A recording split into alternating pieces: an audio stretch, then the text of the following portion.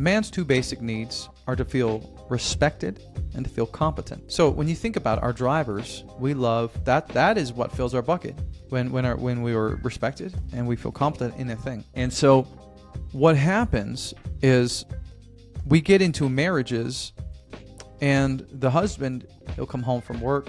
He's been there 8, 10, 12 hours a day, literally paid to solve problems, to bring solutions, to create strategies. And he gets respect at work for that. And so when he comes home, then he kind of keeps that switch on instead of turning it off, because it's those very skills that make you valuable in the workplace. They don't work at home because your wife is not necessarily concerned about your ability to solve problems or to acquire new clients or close deals. What she wants to feel is seen, to feel heard, and to feel safe. Mitchell Osmond, thanks for joining me on the podcast.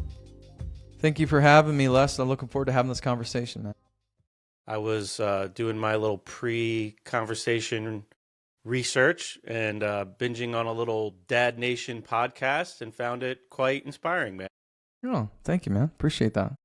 There was a solo episode that wasn't too far back I was listening to, and it felt like a good pep talk. That's a dream. Yeah, I a little bit farther ahead in you as far as I'm 22 years and change into a marriage, and my kids are 19 and 22, but still felt very useful. Felt like stuff I really wish I heard in the earlier phase of that stage. Yeah, you know what? I get that often, man. Some of the guys who listen who are, you know, a little longer in the tooth, a little further on in marriage and in life, often say that they're like, man, I wish I had this podcast, 10 years ago, 15 years ago. But still find it valuable today, obviously. But for them, it's more of a reminder, right? But a lot of my listeners are, that 30 to 45-year-olds, young kids, relatively newer into marriage, and really kind of wrestling with some of those main challenges for us as men, husbands, and fathers. We talk a lot about marriage, obviously. We talk a lot about fitness, overall managing our emotions, mindset, all those things. So, yeah, I'm glad the episode resonated with you. And yeah, man, it's awesome. Glad to be here today. So what inspired you to get into this and try to, I guess, help dads and husbands and fathers to just be better versions? Yeah, man. Well, that's a great question. So thanks for asking. And I think it's important because people can often make the mistake of listening to podcasts and they think, well, that person has it figured out. They just, they got it all lined up. And let me tell you, that is not my story at all. I learned about every lesson I learned the hardest way possible. And I've made a lot of mistakes. So I tell people all the time, I might know a couple right things to do, but that's because I've done so many things the wrong way. But yeah, man, my bit of my story and why I got into this is, I was raised in this dysfunctional home, drugs, alcohol, crime, abuse in my home growing up. Father was an alcoholic, a lot of trauma in my childhood years. And as I became a young man and got married, a lot of those unhealed wounds began to bleed into my marriage. And about 3 years into marriage, I'd always been in leadership positions. I was fairly successful given where I had come from. And I got let go of a senior leadership position and my life kind of spiraled, man. I gained 60 pounds. We were $100,000 in debt. I was medicating with alcohol and drugs every day to just cope. And me and my wife were on the verge of divorce. We had a big fight about kids, actually. I'd always dreamed of being a dad because of my past, and I wanted to reclaim a lot of those things. And we had this conversation, and she looked at me and was like, no, I'm not interested in bringing a kid into this relationship, into this life. And I was like, what? Like totally gobsmacked, totally confused. And that was the day we used the word divorce for the first time ever. And we'd always said we wouldn't even joke about it. And so I hit a rock bottom of rock bottoms, man. And I was like, if this doesn't change, then, I had a flash of where my life was headed. Overweight, more depression, alone. I have an addictive personality. So I knew that I'd probably go down that path of alcoholism, like my father, like his father, like his father. The second turning point for me was 7 days later, man, after we had that huge fight. I mean, keep in mind, I'm in the middle of thinking that my wife's a day of walking away. And I got invited to sing at the funeral of this very wealthy man who is a philanthropist. And after the minister had shared all that this man had done, he'd asked the congregation a question. He said, "Are you living a life worthy of imitation? If you were to die today, would you be proud of the legacy that you left?" And I barely heard it. I mean, I was strapping on my guitar getting ready to sing, and it hit me like a ton of bricks. And I could barely choke out the lyrics to the last song because all I could think was, man, if this were my funeral, nobody would be saying, I want to imitate his marriage. I want to model his finances. I want to live a healthy life like he did. And it was a sobering moment where I was faced with my mortality. I mean, I was literally staring at a casket, thinking about, what if that were me? And so that day, man, I went home and I made a commitment to change. That I knew that I had to die to the man that I was, the life that I had, in order to become a version of me that my wife needed. And if I ever wanted a family, I'd need to become him. And so I brought in mentors, man, like 5 men in my life who I respected and admired, who had success in those different areas. Men who my ceiling was their floor, they were living where I wanted to go. And within about 18 months, a year and a half, completely paid off the 100 grand of debt, lost the 60 pounds, completely restored our marriage, and got clean of substances and distractions. And yeah, man, I started helping buddies of mine, because I was in public positions often. And so I had a lot of questions of like, dude, what are you doing? Your life is on fire, man. You lost all this weight. So I started helping friends, helping them build budgets to get out of debt, going to the gym, training them, helping them reconnect with their wives. And one of my mentors said, man, if you really want to have an impact, if you want to take this seriously, you need to start a podcast and share your story with the world and help more men turn it around. And that's when I launched the Dad Nation podcast about 2 years ago. And it was birthed, out of this passion. And then 6 months into that, I had listeners all around the world and, became a top 5% globally rated podcast, and then launched a coaching practice because men would reach out and say, hey man, could you help me with this? And I heard an episode from Ed Milet a little while ago, and he said, you are the most qualified to help the person you used to be. And so for me, Les, that is what I do today. I help the man I used to be. And sometimes I fall into that trap of kind of becoming that man again if I'm not careful. And so launching the podcast, launching the coaching practice is really a selfish motive because I know the best chance that I have of being a great husband and a father is to surround myself with other men who are trying to do the same and dedicate my life to teaching them how to do that. So yeah, man, that's my story and that's how I got here. That's a nice story, man. Thank you. Thank you, dude. Help the man you used to be. That's good. Listening to your podcast, there's a lot of little catchy things, like a lot of like self-help gems, I guess, that are nice to lean on. I'm a sucker for the one-liners because we remember them, right? And they pop up in times when you need them. So yeah, for sure. I agree. I mean, use what works. Mm-hmm. Use the tools that help you. Mm-hmm. So that's great, and you dish them out well. So let's break down some of these categories. I mean, that's a real dark place. You get you're facing reality that your wife has a very different opinion of the relationship you're in than you do. It sounds like you weren't. That's the impression I got that not that you probably thought everything was fine, but you didn't see it the same way clearly. Mm-hmm. What kind of steps did you do on the relationship front to try to, be a better husband?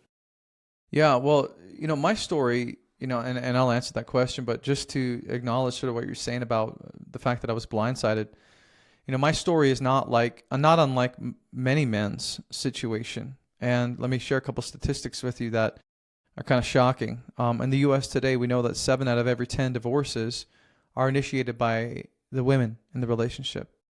And when you dig deeper into that statistic, in situations where the wife is has a high education or she's a high income earner, that number jumps to 90%. of divorces are initiated by the women in the relationship. Now, what's even crazier is of the divorces that are, initiated, 80% of the time, the reason cited for the divorce is not what people think it is: money, sex, kids. It's not abuse, none of those things. It is emotional disconnection. It is, I felt like my feelings didn't matter to my husband. I didn't feel like a priority. They felt like they're roommates. That is 80% of the reason for divorces in the US today, which is wild, right? So, but it tells us a very interesting piece of information, that the vast majority of relationships, because if they end, it's because of the wife. It means that usually it's the wife that's unhappy. They are highly emotionally, I would say 10x, 20x more emotionally intelligent than men, generally speaking. And I'm talking about just our wiring, right? And of course, there are men who are very emotionally intelligent. But when we're talking about the vast majority of us, the masses, they're so much more intuitive and intelligent in their emotions. And so that's why they can be feeling completely unhappy or disconnected, and we have no idea. We think things are fine, or maybe they're not great, but they're not terrible, right? But that's the situation so many men find themselves in. And then this drift happens over time, and then they wake up one day and the wife is packing the bags. And they're like, whoa, what's going on? Like, I had that conversation with a past client of mine. He called me, and he found out his wife had a bunch of money saved up, and it was like runaway money, and she put a down payment on a place. And he called me. He's like, my wife is about to move out, and she's got all this money saved up. She's taking my girls. I had no idea. So it's a wild scenario that so many men find themselves in, right? So what steps? I think the question was, what steps, or what did I do, to turn it around in my marriage? It's a massive question. But the biggest thing, there were two big things that I did. One was I brought in support, right? Multiple kinds of support. Like I alluded to, I gathered men around me, mentors. This was so powerful that I created a framework around it called the Iron Five. And every one of my clients today has their own Iron Five. 5 men that surround them in these different strategic areas that they need support in to ensure their success. Because we all will self-sabotage, because that's generally how we work, unless we have mentorship and people around us to hold us. So the first thing I did was got a support group, a network of men around me, mentors. The second thing is I made promises. I made commitments and kept them. I said to my wife, I get that I've made promises and I've broken them. It's like the boy cried wolf. If you give me 6 months to do this, to turn it around, to show you that I can be a good man, that I can be loving, that I can honor you, cherish you, respect you. And if after 6 months you don't see an improvement, you can leave. Not that she needed my permission to leave, but I said, I will support you in leaving if after 6 months you don't see the changes you need. And so that's how committed I was. I made a promise. And I told my mentors about that. And so those were a couple things that I did. And then I learned a lot about women. I learned a lot about my wife and her needs. And that's a lot of what I teach today. I teach men about the needs, the basic needs of most women. And I teach them about their own basic needs that maybe they're unaware of, so that they can communicate to their wives what their needs are. Because us as men, we have needs and we don't even know what they are a lot of the time. Right? So that's a little bit about what I did, to start that journey. How long ago was that? 8 years ago. Okay, it's been a while. Yeah, I too found myself in a place at one point, like surprised, assuming that my wife and I would be it was just understood we'd be together forever.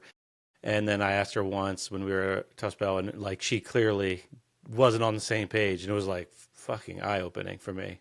And very important part of like me figuring out, who I want to be in life. Mm-hmm. Talk about the needs for a second. You said, it's not just understanding the woman's needs, but also the men's. Explore that a little bit. Yeah, man. So I think a lot of men think that their wife needs a paycheck.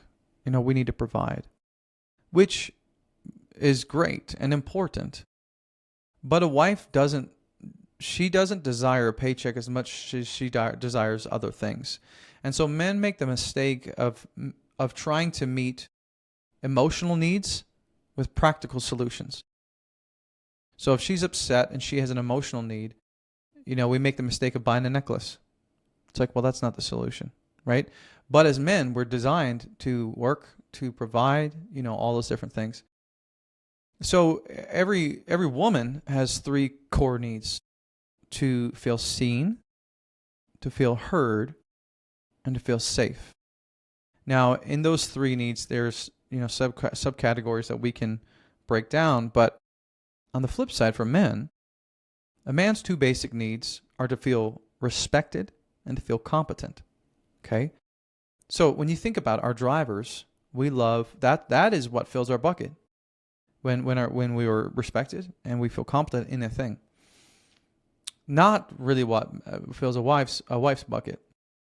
And so what happens is we get into marriages, and the husband, now of course the woman has, in our modern age, women have careers too, but I'm talking about in a situation where the husband is a primary financial provider. He'll come home from work. He's been there 8, 10, 12 hours a day, literally paid to solve problems, to bring solutions, to create strategies. And he gets respect at work for that. He feels very competent in that because he does it. He spends more time doing that than anything else, right? And so when he comes home, then he kind of keeps that switch on instead of turning it off, because it's those very skills that make you valuable in the workplace. They don't work at home because your wife is not necessarily concerned about your ability to solve problems or to acquire new clients or close deals. What she wants to feel is seen, to feel heard, and to feel safe, right? And so what happens is we come home and all we do is we talk about work, right? Or when she starts talking about her feelings, she had a hard day, she got in a fight with her mom, the kids were difficult, whatever. We don't turn off that switch and we start shoving solutions down her throat and fix it. Yeah. What happens is she's like, whoa. I don't need you to fix this. Why you? I'm just trying to talk to you, right? And then you get offended because you're like, well, I'm trying to help. Don't you want some help? Right? you're laughing, and probably every guy who's listening is laughing right now. Every relationship probably hits that cycle over and exactly. Over. But what happens there, though, psychologically, is the man begins to feel incompetent. His core need is to feel competent and respected. So he feels like he's unloving because he's not listening to her, right? Not meeting that need to feel seen and heard, because she's talking about her feelings and he's not addressing it and validating it and all those different things. So what happens is if she feels unloved, then she gets disrespectful and he feels incompetent. And then when he feels disrespected and feels incompetent, he's not loving to her and is not seeing her, hearing her, appreciating her. And this is what we call the crazy cycle. Right. And so what happens, every married couple or long distance relationship has been in this situation at some point or another. But here's what happens is men, what do? They lean into things that they're good at. They spend more time at work because that's where they get respected. That's where they feel competent. I've had clients call me 10 o'clock at night from the office, be like, man, there's nobody left and it's dark, but I'm more comfortable in this dark office sitting at my desk than I am going home to talk to my wife, because I have no idea how to succeed there. So what happens is men drift away because they lean into the things that where their needs are getting met. And the wife, who has a need to feel appreciated and to feel loved and cherished, she leans into other areas like children to get her needs for affection met and other friendships. And so what happens is we drift away and we become roommates sharing rings. We become roommates sharing a mortgage, and we live two different lives. And that's the drift. Right? And that's what happens with the needs of a man versus the needs of a woman. And I say this all the time, because I've been in a room, I'll ask a room 200 guys. I'll say, would you rather hear the words, I love you from your wife, or I respect you? And 95% of the men in the room would rather hear their wife say, I respect you. Or for example, like this phrase that instills encouragement or belief. If a wife would say to a man, I believe in you, proud of you. Man, I could live on that for 6 months. Right. Yeah, for You know sure. what I mean? And that's the language. That means so much more to the average man than I love you. Now, vice versa for women, it's not the same thing, right? And so that's the trouble we get into in relationships. That's Yeah. interesting. Mitchell, the idea of feeling like you're competent, do you think that a man needs to feel that he's competent or has a need to feel that other people think that he's competent? Well, that's a great question. I think he needs to feel competent because if he's not competent and people think he's competent, he still knows deep down that he's not living an integral life. He's not being authentic because people might think this thing about him, but he doesn't necessarily feel that on the inside.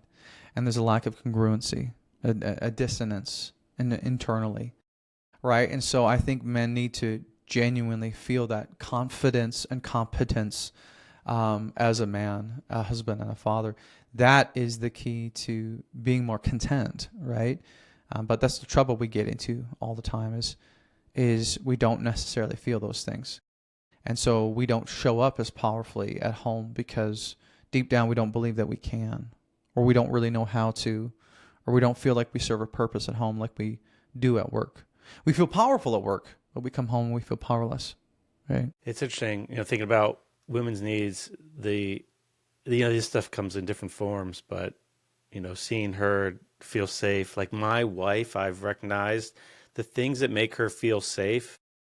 It's like taking care of things that are like, if we were to go on a trip, let's say we're going on a vacation, me just booking it all and not asking her a single question about it is like what makes her feel cared for. Whereas if I were to say, do you want, do you want to be on this side of town and we'll have a bigger place, we'll have a fireplace and you can crochet by the fire? Or do you want to be on this side and get a water view? Like putting that on her, it's like she has enough. Like it's the little things. Like I know she doesn't want to have to make that decision. And just the fact, just like not presenting it to her is what makes her feel like she's just being taken care of. And Exactly. that's like her love language. Exactly. She's probably got a love language of acts of service, something like that.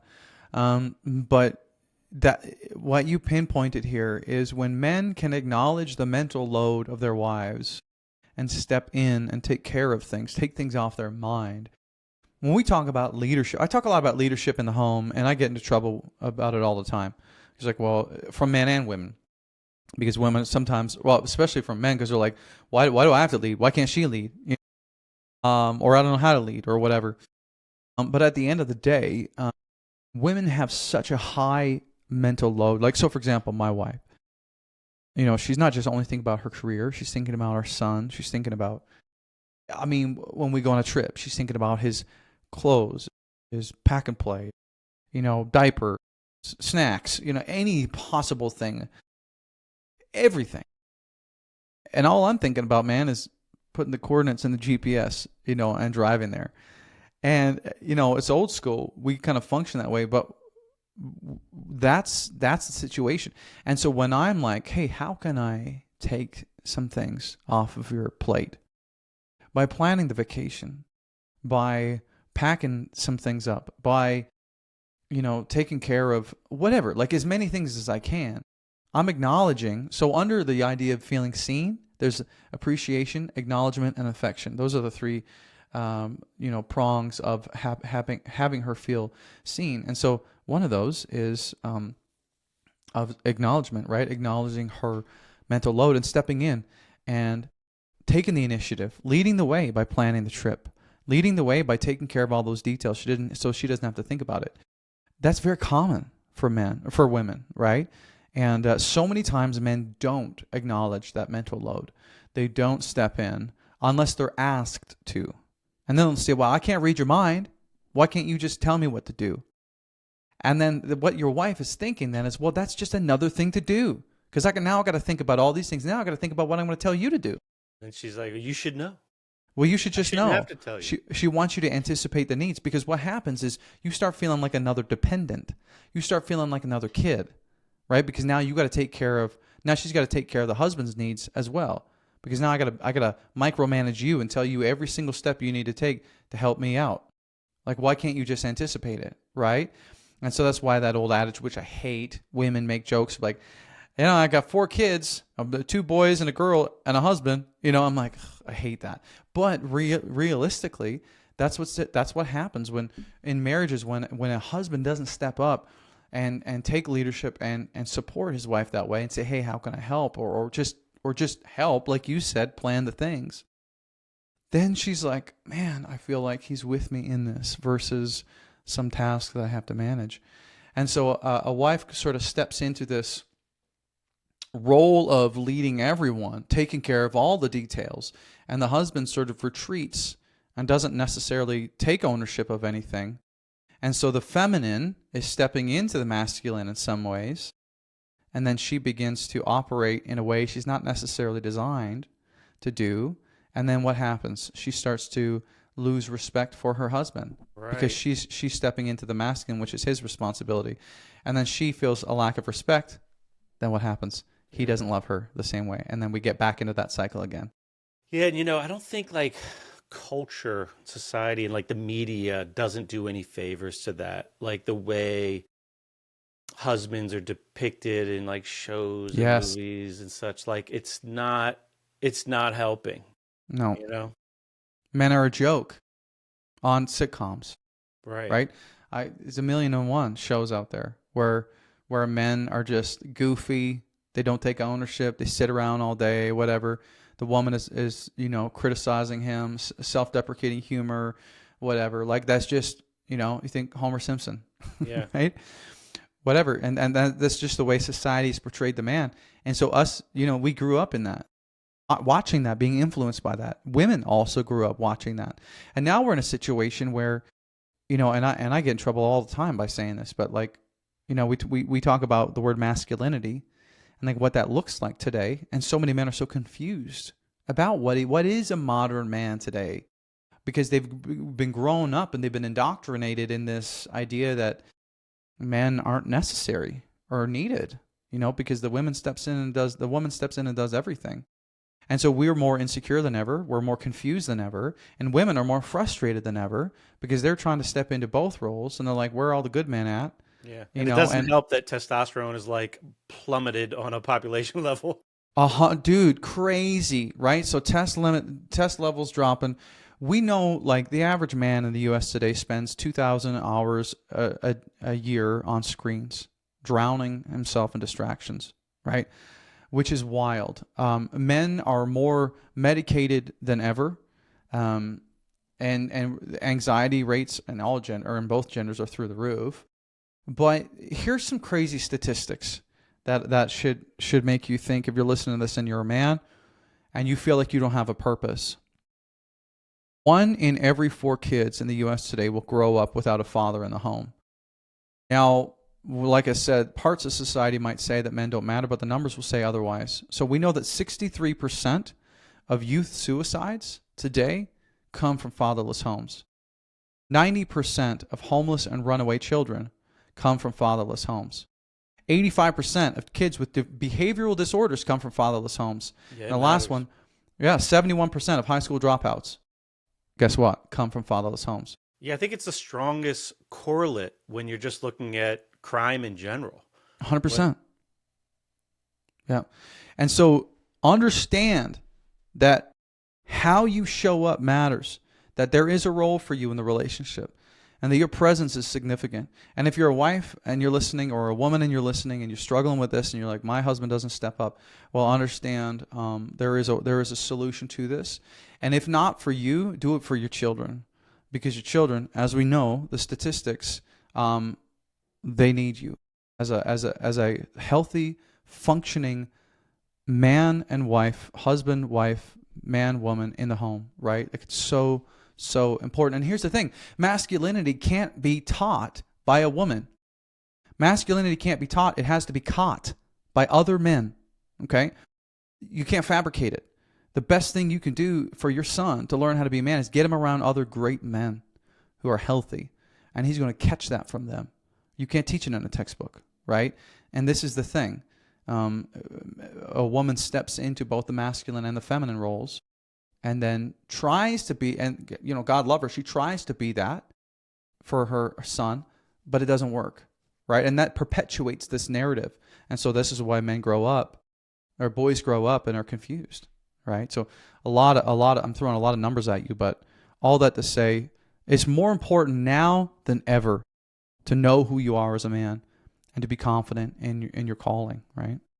What role, Mitchell, do you think the fitness plays? Like that in itself seems like a on ramp to build the competency, like that feeling of being competent. Like even if you feel like you're flailing at the day to day stuff that you can't get a hold of, I feel like just getting in a gym or like doing something physically challenging with some regularity is a way to kind of cultivate that sense of competence that you really, I guess, need to be able to show up not just for yourself, but for the other relationships in the household. I mean, bro, how much time we got? I mean, don't get me started on fitness and how important it is, right?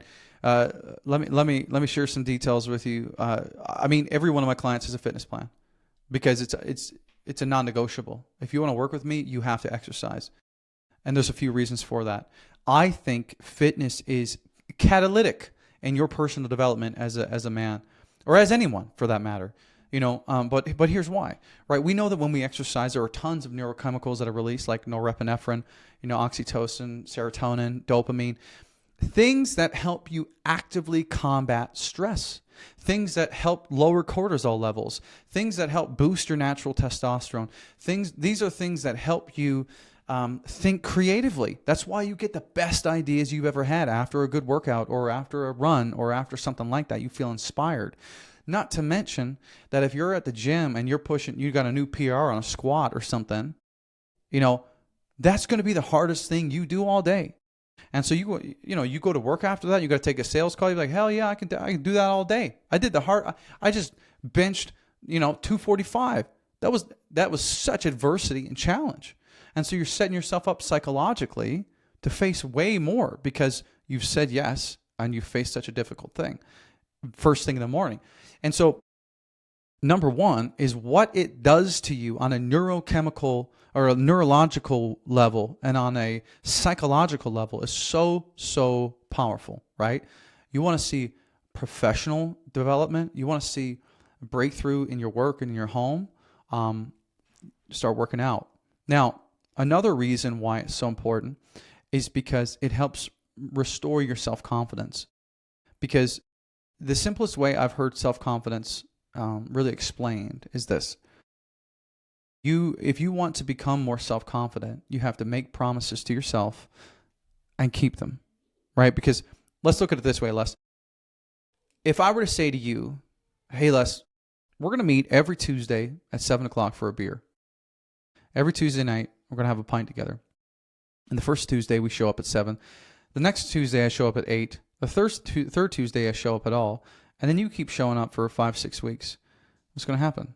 You're going to lose confidence in me. You're going to lose confidence in the relationship. You're going to start saying things like, well, he didn't show up. So why would I trust that he's going to follow through? And so we think about this all the time in the context of relationships, but we don't often think about how it affects us ourselves. So let me bring it back to my point. When you make a promise to yourself, I'm going to get up at 6 a.m. I'm going to go to the gym. And then the next morning, you wake up and you push snooze and you push snooze and you don't do it. What happens is you break that promise to yourself. You do that enough times, you erode rapport with yourself. You erode that confidence in yourself, hence self-confidence. And so what happens is your subconscious mind begins to say things like, why would anyone else trust you if you can't even trust yourself that you're going to follow through?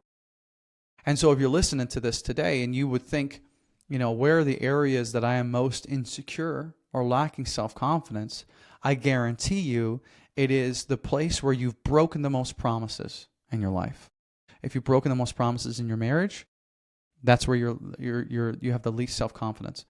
But here's why this is so important. So when it comes to fitness, Not only does it have all those neurological benefits, but it's the simplest, most tactical way you can rebuild self-confidence. You can make a small promise to yourself. I'm going to get up at 6 a.m. I'm going to do 10 push-ups. That's it. Start small. Yeah, Make a promise. it's way simpler than being good at hearing your wife's needs. Yes. Yeah, It's right? It's it is totally.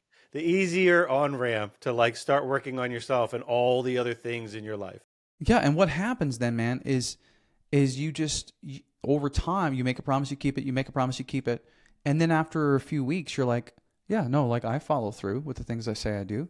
And then you can start confidently saying things like, I'm a fit person. I'm an active person. Why? Because you've stacked wins. You've continuously casting votes for who you are becoming. And so you start making promises in your fitness. Now you're confident, right? It's called the confidence competence loop, because now you grow in competence in that area, which gives you more confidence to do it again, right? And so then you start making promises in other areas of your life. So that's why we always start with fitness, because that's the most tactile way to begin something, right? And it's easy to see when you're failing. Yeah, and you feel progress. Most people, especially if you're, I mean, obviously, if you're untrained, you feel progress quickly. Oh yeah. It's within a week or two. I mean, you might be sore and beat up for the first few days, but within 2 weeks, like you feel better. It's not like a big commitment to feel like you're on right track. Mm-hmm. Yeah, it's those newbie gains, right? Like Yeah. it's awesome, or losses if you're trying to lose weight. But How yeah, you did you clean. lose? You said you lost 60 pounds in the beginning of this process. Yeah, What man. was that all through the gym or diet? I hired. So here's the thing, man. I worked out for a long time, and while I was 60 pounds overweight, I was still occasionally working out, which is crazy. And so training, it was never a problem for me. Working out was never a problem for me. It was the diet. And so I had tried trainers, I had tried gym memberships, nothing would work for me. And so I hired a trainer who was a specialist in food addiction and psychology. And what he did with me was help me understand my addiction to food. Because you would know this as a gym owner, like 85% of your fitness results come from what you put in your mouth, right? That's why we say, your body is built in the gym, but sculpted in the kitchen, right? Or it's sculpted in the kitchen, built in the gym, right? Like you can build muscle, but unless you control what you eat, you're never Well, going to you get won't see ripped it. or shredded. You won't see it, right? Right. And so for me, he helped me understand my issue with food. And here's the crazy thing, and this is what was one of the first things that got me so interested in psychology, was because I began to understand the bond with food that was formed with me as a child. So for example, when I come home from school, I got bullied a lot in school. I was a very introverted, overweight kid. I was a band geek, like you name I was textbook geek. And so I come home from school, and my mom would say, "How's school?" And I'd say, "I got bullied." I'd cry or whatever. She'd say, "Here's a cookie, right? Does you feel better if you have a cookie?" So what I started doing, and God love her. I mean, she just wanted to help me, right? But I, from an early age, learned a very strong attachment between when I'm upset, when I'm sad, when I'm mad, when I'm stressed. Food makes me feel better. Specifically, chocolate makes me feel better. And I developed this strong bond. And as I grew and at that point, I was 32 years old. Still, when I had a hard day at work, when I was going through a hard time in my marriage, when I was overwhelmed by our debt, whatever, what would I do? I turned to the pantry. And so I needed to break that bond, that psychological bond with food. And that was what unlocked it for me. And when I truly understood how to maintain a caloric deficit, that's when I started losing the weight. But that's what I do with my community and my clients. It's like working out. Yeah, we'll get to that, but we're going to do the deep work because there's a reason why. Like if it was just information and it was just a plan that we needed that would fix us, then we'd all be walking around with 6 packs and 10% body fat. But it's just, we don't need more information. We need to do the deep work and understand the hang-ups and what triggers us to fall off the map.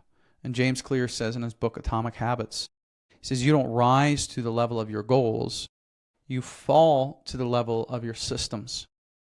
And so we build systems in your life so that when you fall, you don't fall off the cliff, you stumble, and there's a safety net, right? So community is one of those things. A simple system that I used when I started taking my fitness seriously is I started saying to my wife, listen, if it's in my house, it's in my mouth, okay? So if you make cookies, you know what? We're gonna make a dozen.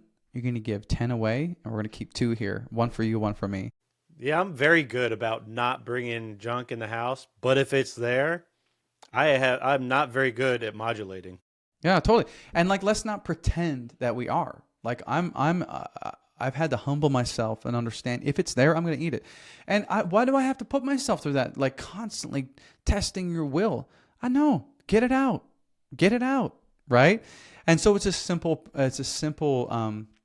system that I put in place, so that I didn't fall off the wagon and find myself eat, 6 slices of cake deep, right? Like 1 a.m. up stuffing my face in the pantry because there's nothing there to eat.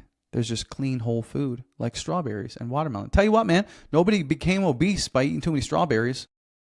That never happened. Yeah. Right. Yeah. So that's a bit about the fitness piece for me. Yeah, I mean, it's really important to understand to have that awareness of like why. I mean, maybe you can get by without it, but having the awareness of like where that need to use food to cope comes from makes it a lot easier to shift your belief about yourself and then your behaviors and actions going forward. I mean, you could outmuscle that and just you say, well, I'm not going to eat this, but having the awareness of why you do it is very important. And that could be for all these categories of your life, like, why you show up to the relationship or why you show up to the gym the way you do, or the fear of whatever you have to face, whatever's keeping you from being able to pull into the parking lot. With many people, that's the hardest part, just pulling in the parking lot. Just like, yeah, I can't remember that quote. The heaviest weight in the gym is the front door. That's good. Right? Yeah. It's true. If you can open that front door and get in there, you're good. Yeah, it's crazy over the years. I mean, I've worked in the gym for a long time now, and I used to really get hung up on like what you do in the gym. I mean, I could really like just nerd out on programs and nuance and technique. But as I've got older, I realized that like consistency and frequency are just so much more important.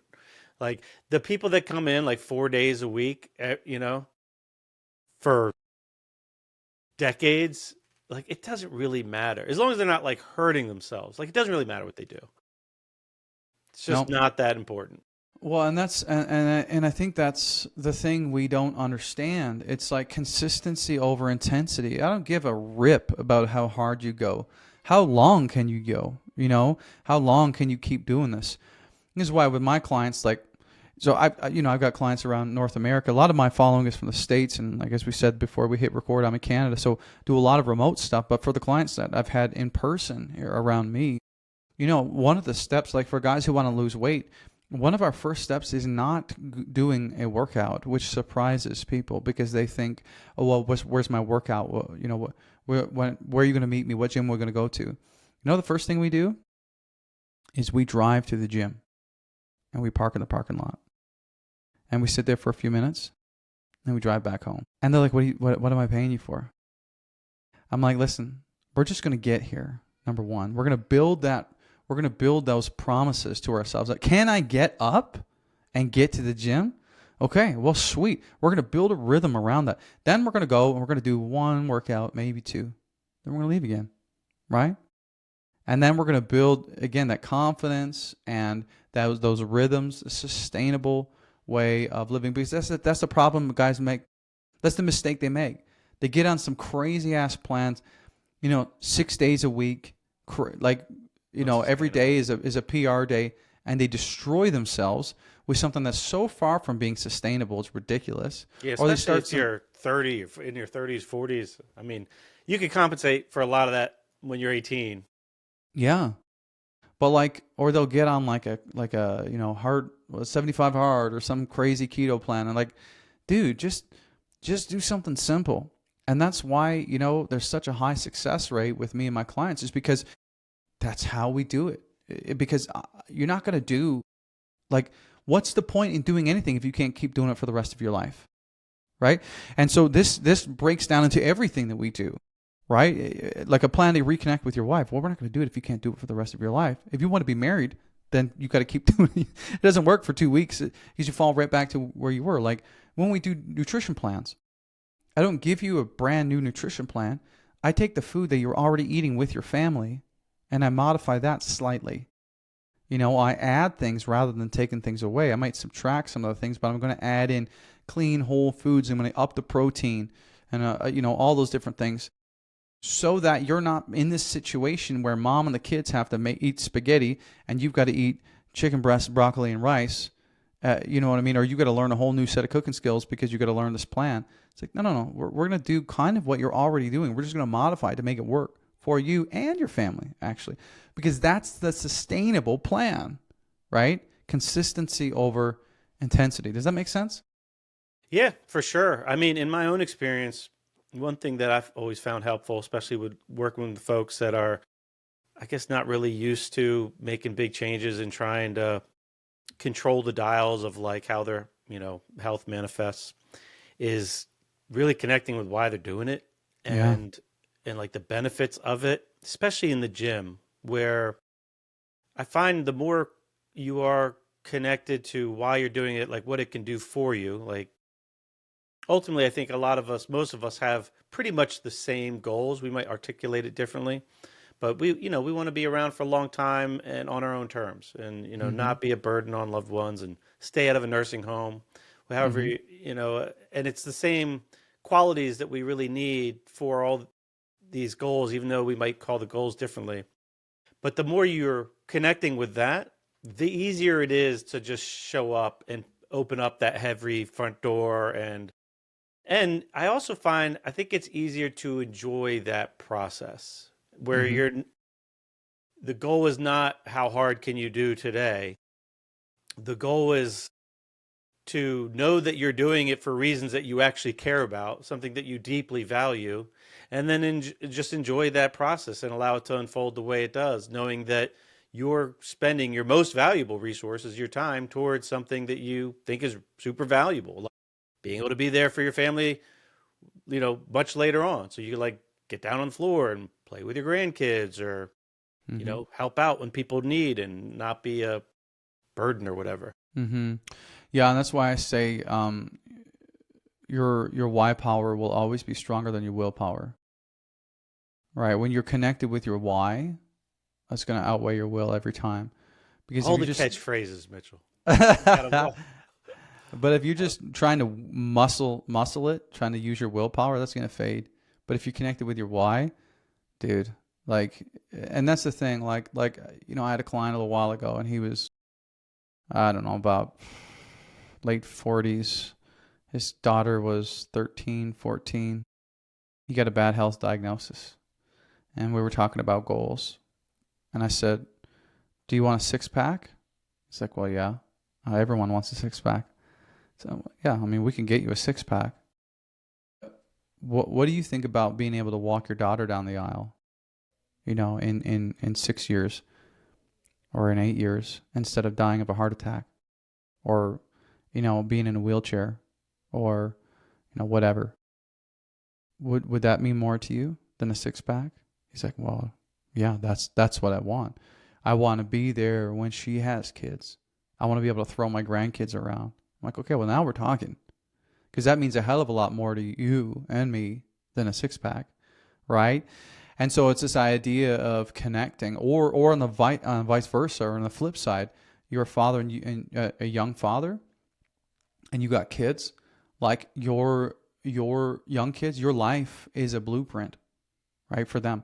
Your your life is their first classroom on fitness. They're going to learn habits from you, right? They watch you and they mimic you. They're not always going to do what you say, but you better believe they're going to do what you do, right? And in fact, it's going to be statistically very hard for them to do something other than what you're doing because you've modeled it for them for 18 years. And so if you want your children to live a healthy, active lifestyle, you can't just say it's important. You have to do it. You have to live it. They have to see you going to the gym, coming home. They have to run with you, going on family walks, or go down the basement and see you, working out in your home gym. That is how you raise children who value health and wellness, not by you telling them, but by you actually modeling it and bringing them with you. So for me, that's that why power piece, right? That really gets, when you, like kind of what you said, like understanding what's most important is what's going to keep you motivated. Yeah, it eliminates a lot of the chatter too, the internal conflict that just arises in your mind about like Totally. wanting to stay in and not drive to the gym because it's raining or whatever, like whatever story you create. I feel like it makes that stuff just kind of quiet down and the decisions become more matter of fact, which is like, oh, it's just the way I do it. This is the way I live. This is the way I show up. It's Yeah, who I this am. is a phrase that we use in my community. This is who I am. This is what I do. There's a lot of identity wrapped up in that, right? This is who I am. I am a great husband.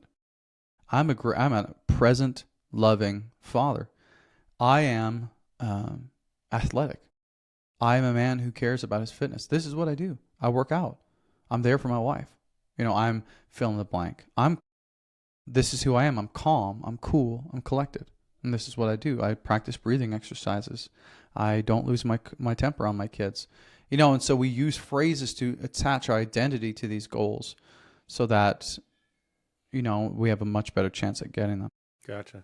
You mentioned, I think it was before we hit record, that you made some type of product that gives guys like a daily reference of some sort, or what were you talking about? Yeah. So we talked a little bit about this in the beginning of the show, but these divorce statistics, right, and how women, divorce men, and up to 90% of divorces in the U.S. are initiated by women, and so like that's really significant. 80% of the time, the reason cited for the divorce is emotional disconnection, is feeling like you've married a robot, right? So we know that men wrestle with connecting with their wife on an emotional level. And I coach a lot of high performers. A lot of these guys are like business owners, leaders, whatever.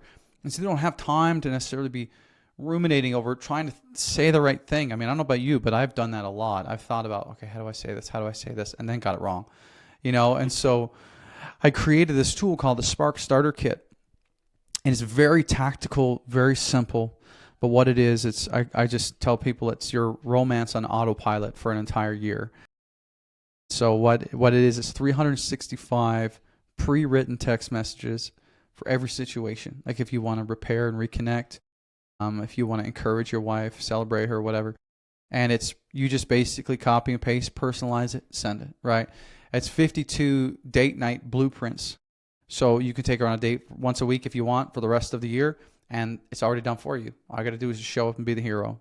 There's 100 conversation starters. And this gets back to, our struggle with, really connecting with our wives on an emotional level. These conversation starters are they're designed to draw her out on an emotional level, because so many men they want to connect on a physical level, right? That's our need.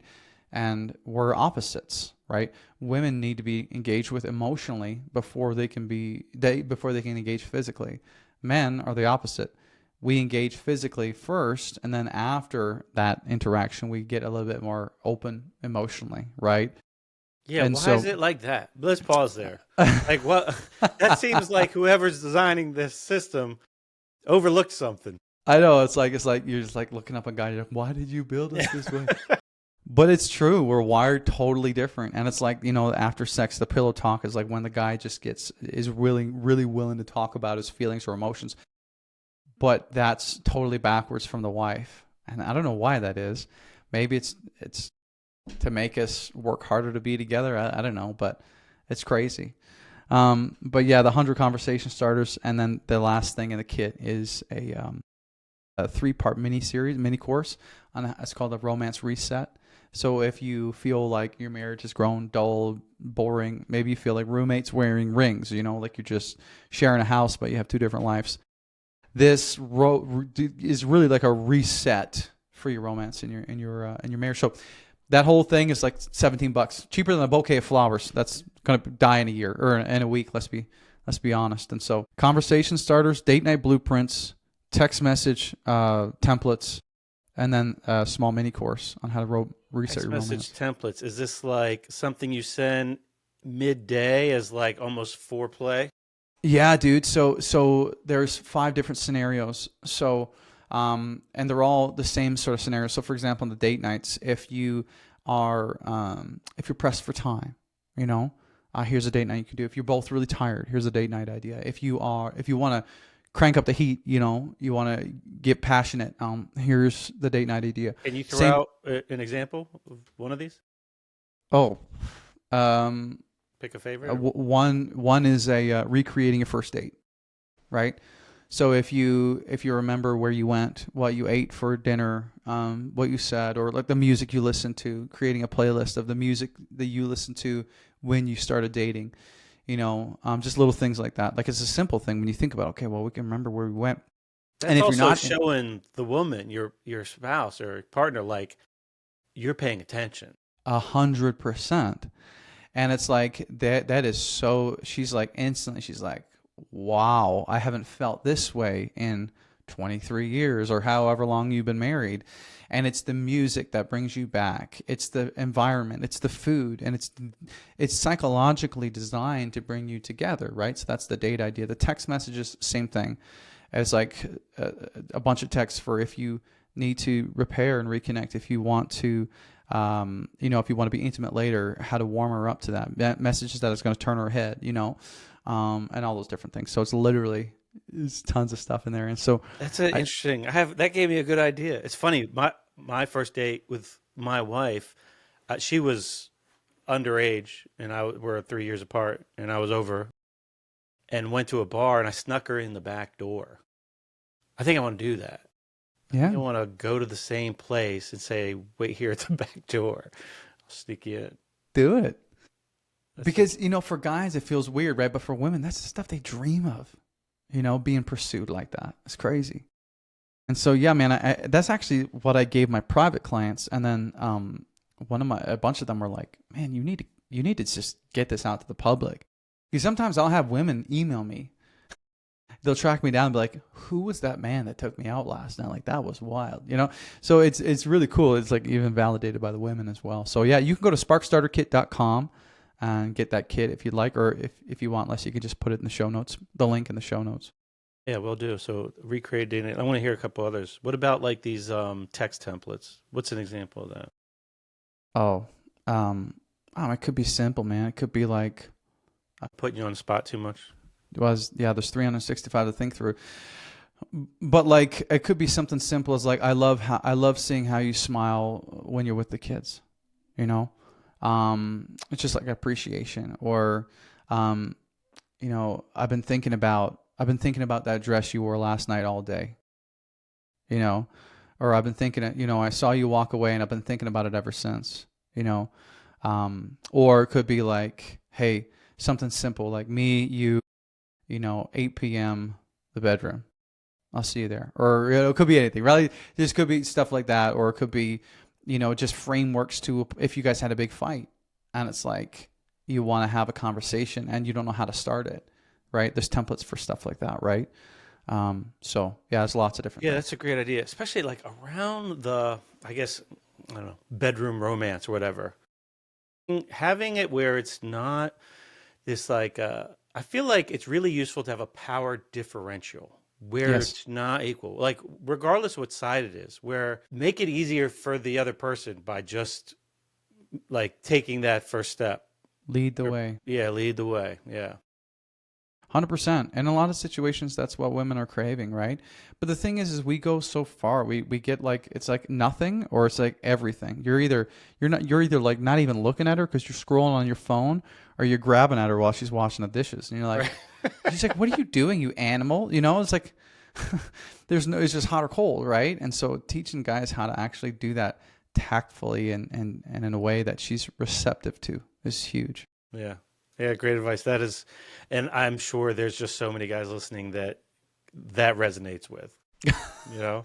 Well, I mean, it resonated with me. That's why I Yeah. built it, and all my clients. So Well, that's great. Well, Mitchell, I enjoyed this. I appreciate you reaching out and enjoyed this discussion. The Dad Nation podcast. Where else can people find you? thanks for asking, man. Yeah, you can just check out if you just Google the Dad Nation. You'll see my face plastered around there on the Googles. But yeah, the Dad Nation podcast is where you'll hear from me a lot. I bring on industry experts and had a lot of big names on there, and then also just I teach on there. I teach a lot of frameworks that I teach my one-to-one clients. I just give it all away, man. Tons and tons of stuff. So anything that you could be struggling with as a man, husband, father, we talk about fitness, we talk about relationships, we talk about fatherhood, we talk about finances, business. I mean, everything. And a lot of women listen too, actually, because they want to learn how to understand the mind of their husband. And so I get about 25% of my followers are women because they're trying to get through to their husbands. And so they find it really valuable as well. But anyways, yeah, check it out. You can hit me up through the email, through the website if you want. But would love to connect and help serve you any way I know how. Like I said in the beginning, I love helping the men that I like helping the man that I used to be, right? And that is the man who's, seen success professionally. Maybe he's a leader in his industry, or he's an entrepreneur or whatever. And he comes home and he's just kind of confused. The puzzle pieces fit together at work, but you come home and, like I said earlier, you feel powerful at work and powerless when you come home. Maybe marriage is dry, is boring. Maybe your wife has said, maybe it's not working out. It's gotten to that point, right? Maybe you feel disconnected from your kids, or you gained a little extra weight because you've been pursuing the business and the personal side is a little bit out of whack. Well, let's have a conversation. Help you get it dialed in. Sounds great. Well, Mitchell, thanks again. For the listeners, always grateful for your listening. Hope you enjoyed the conversation and hope you enjoy the rest of your day.